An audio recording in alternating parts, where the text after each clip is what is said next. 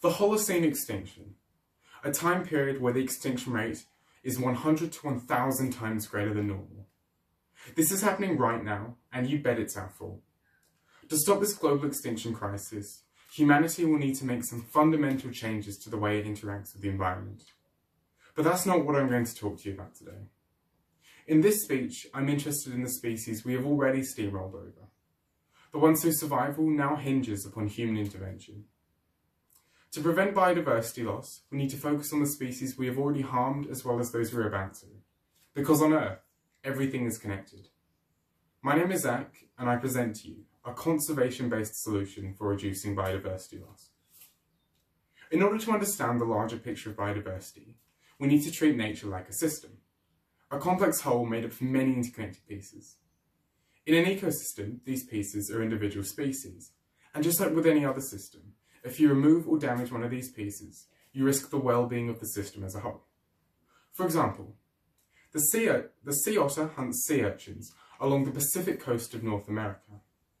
In the past, humans have hunted this species to local extinction, resulting in the urchin population growing out of control, which then overexploits the sea kelp in the environment, and eventually we are left with a barren sea floor where once life prospered.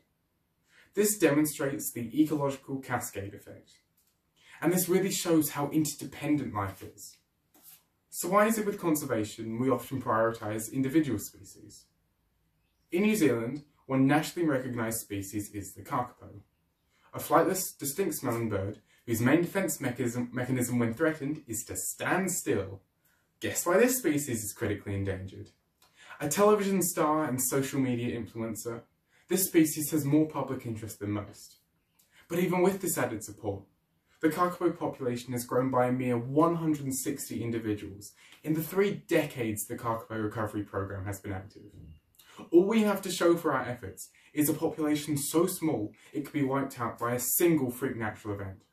One hurricane, one disease, in one fell stroke, all of the conservation effort put in.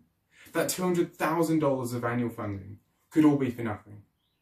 This begs the question, is this really the best use of our limited conservation budget?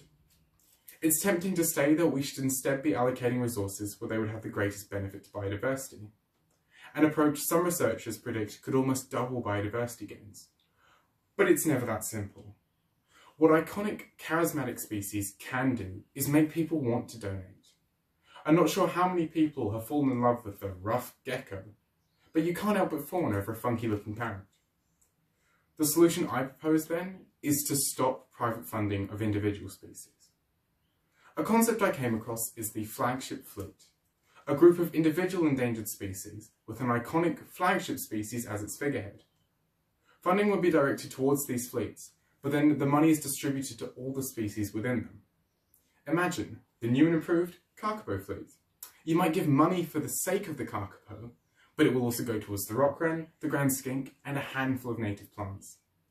Not only would this broader approach to conservation mean that more species receive more funding, but in the grand scheme of things, conservation actions benefit more than one species at once. If we remove predators from one area, we make neighbouring areas safer from predation. If we perfect a technique on one project, it may be applicable across many more. So what can us ordinary folk do with this information?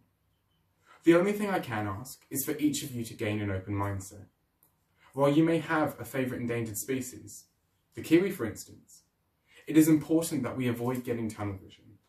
The fact of the matter is we do not have a large enough budget to rescue every single species out there.